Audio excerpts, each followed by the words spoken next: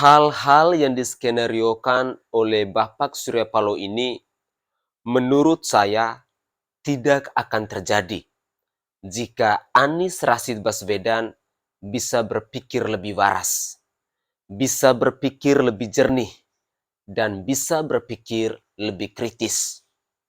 Namun, karena nafsu dan ambisi yang begitu besar untuk ingin menjadi calon presiden di bangsa ini, maka Anies Baswedan pun terperangkap. Mampuskan jadinya. Saudaraku sebangsa dan setanah air, para penonton kanal YouTube-ku yang sangat saya hormati dan sangat saya cintai. Semenjak Anies Baswedan dideklarasikan oleh Surya Paloh sebagai capres dari Nasdem, ada pemandangan baru. Perubahan ekspresi wajahnya yang sangat terasa. Tidak seperti biasa, ada guratan beban di sana.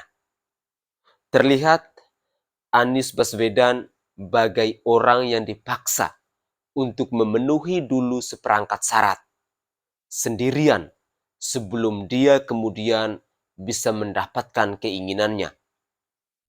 Sekilas, Surya Paloh seperti memberi kelonggaran untuk mencari pendamping. Padahal hakikinya Anies Baswedan diberikan tanggung jawab yang sangat berat dan tidak biasa dia lakukan sebelumnya. Anies Baswedan harus melakukan serangkaian tindakan yang sejatinya adalah tugas dan tanggung jawab Nasdem dan petinggi-petingginya. Dia dipaksa untuk bertemu Demokrat untuk menjajaki kemungkinan koalisi. Namun, dengan kondisi syarat yang disodorkan Demokrat harus mempersunting Agus Harimurti Yudhoyono atau AHY. Ini tentu tidak mudah karena ada PKS di sisi lain yang menjadi kewajiban tersendiri untuk diajak berkoalisi agar presiden threshold 20% itu bisa terpenuhi. Anies pun harus bisa memaksa agar PKS rela menerima AHY menjadi pasangan Anies. Surya Paloh secara tidak langsung mau memaksa Anies Baswedan untuk memuluskan kesepakatan antara Nasdem dengan Demokrat dan PKS. Bagaimanapun caranya. Bisa saja menjadi perlu nego tingkat tinggi dan intrik tingkat dewa. Tapi tetap harus dikerjakan oleh Anies Baswedan kalau memang dia masih mau jadi calon presiden. Ini hal yang selalu dihindari Anies Baswedan selama ini. Dia sudah terbiasa cuci tangan atas semua keputusannya yang kontroversial dalam memerintah Jakarta.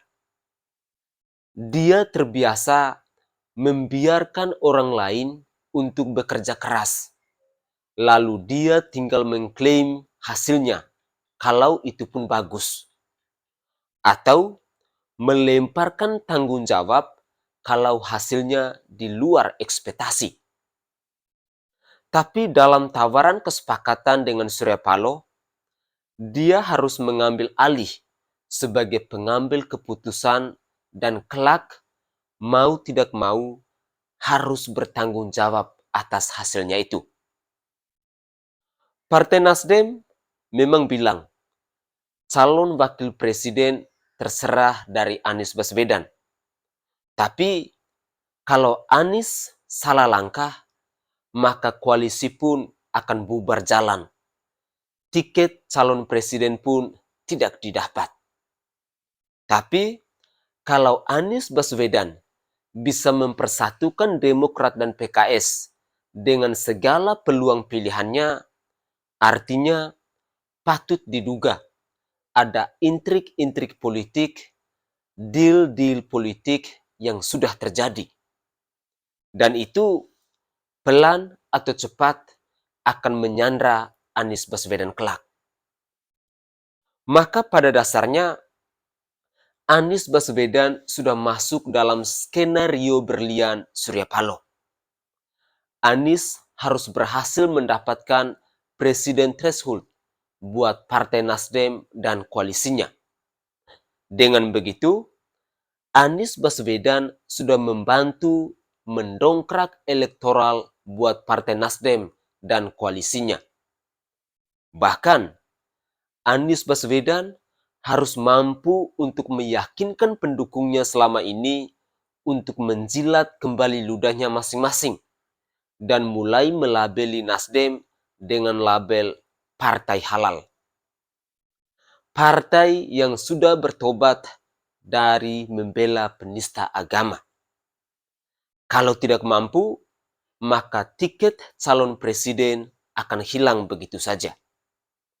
Maka perubahan ekspresi dari wajah Anies Baswedan belakangan ini dapat memberikan kita gambaran bahwa bagaimana sebenarnya karakter dari Partai Nasdem dan orang per orang di belakangnya. Hal yang diskenariokan oleh Bapak Surya Paloh ini akan tidak terjadi jika seorang Anies Baswedan ini bisa berpikir lebih waras, bisa berpikir lebih jernih, dan bisa berpikir lebih kritis. Namun, karena nafsu dan ambisi yang begitu besar untuk ingin menjadi calon presiden di bangsa ini, maka Anies pun masuk perangkap. Manusia yang pandai merangkai kata tanpa aksi nyata ini akhirnya masuk dalam perangkap licik yang dijerat oleh Surya Paloh. Anies pun linglung seperti tikus yang masuk ke dalam lumpur. Selamat buat Bapak Anies Baswedan. Selamat menikmati kehidupan baru yang sudah dijerat oleh Surya Paloh ini. Kepada saudaraku sebangsa dan setanah air, mari kita tetap berpikir kritis, khususnya menjelang Pilpres 2024 nanti. Segala macam hasutan, segala macam propaganda, mari kita waspadai bersama. Kita berpikir lebih jauh, berpikir untuk anak cucu kita kelak, agar Indonesia ini selalu damai, Indonesia ini selalu aman. Mari kita ciptakan persaudaraan di sesama anak bangsa. Salam hormat, salam NKRI, dan salam Nusantara untuk kita semua.